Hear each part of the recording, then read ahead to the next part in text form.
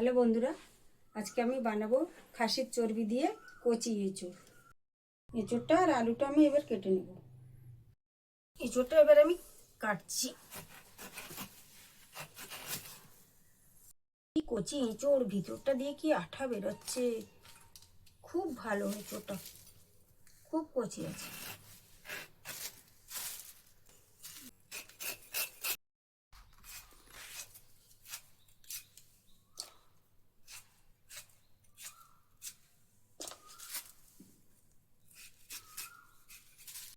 ওটা কেটে নিচ্ছি।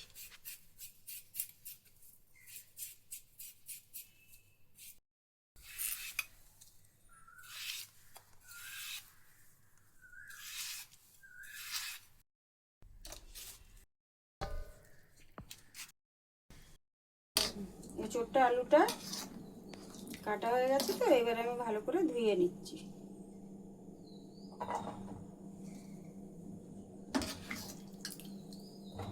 এবার জলটা দিয়ে দিচ্ছি।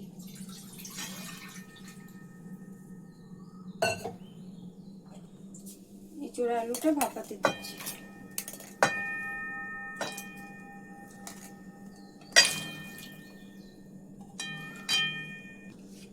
একটু হলুদ দিয়ে দিচ্ছি।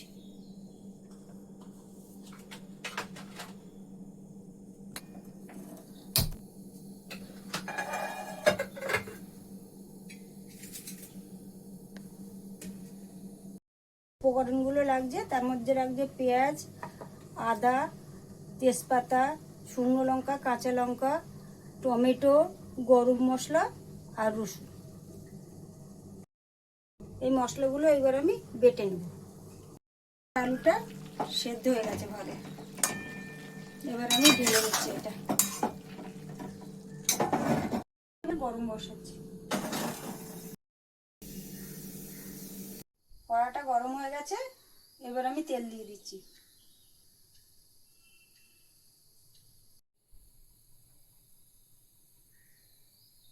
জিরাটা আমি দিয়ে দিচ্ছি।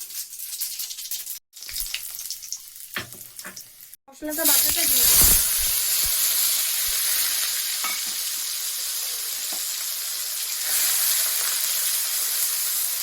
টমেটোটা দিয়ে দিচ্ছি।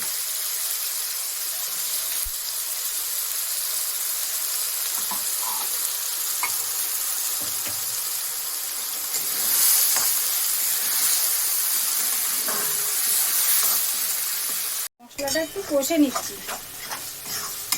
মশলাটা কষে নেবো, এরপরে একটা একটা করে দিয়ে দেবো। লঙ্কা বাটা, হলুদ বাটা, এবার দিয়ে দিচ্ছি জিরে বাটা,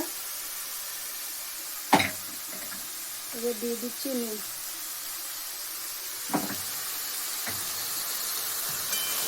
এবার কষে নিচ্ছি।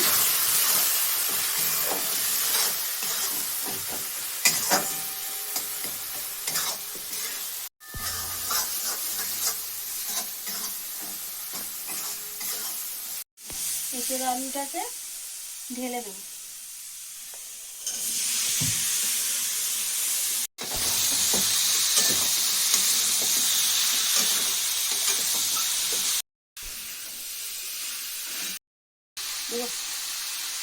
স্বাদ মতো একটু চিনি দিয়ে দিই।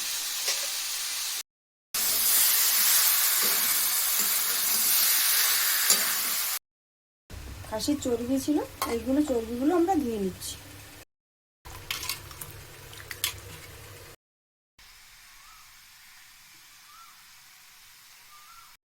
চর্বিগুলো ধুয়ে রেখেছিলাম, এবার দিয়ে দিচ্ছি। দিয়ে একসঙ্গে কষবো খানিকক্ষণ, তারপরে জলটা দিয়ে দেবো।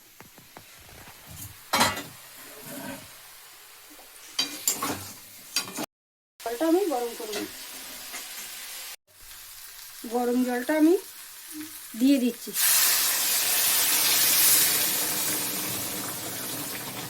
10 মিনিটের জন্য ঢাকা চাপা দিয়ে রেখে দেবো। মিডিয়াম আছে, এটা 10 মিনিটের জন্য ঢাকা দিয়ে রেখে দিচ্ছি। 10 মিনিট বাদে খুলে দিই। এবার আমি একটু খুলে দেখছি।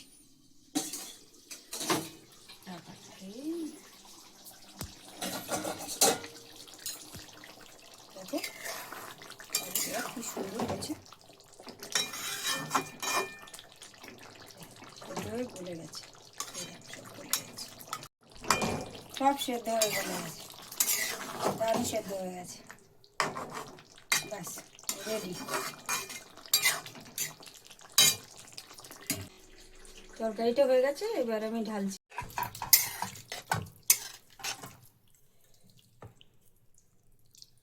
এটা কিরকম হয়েছে,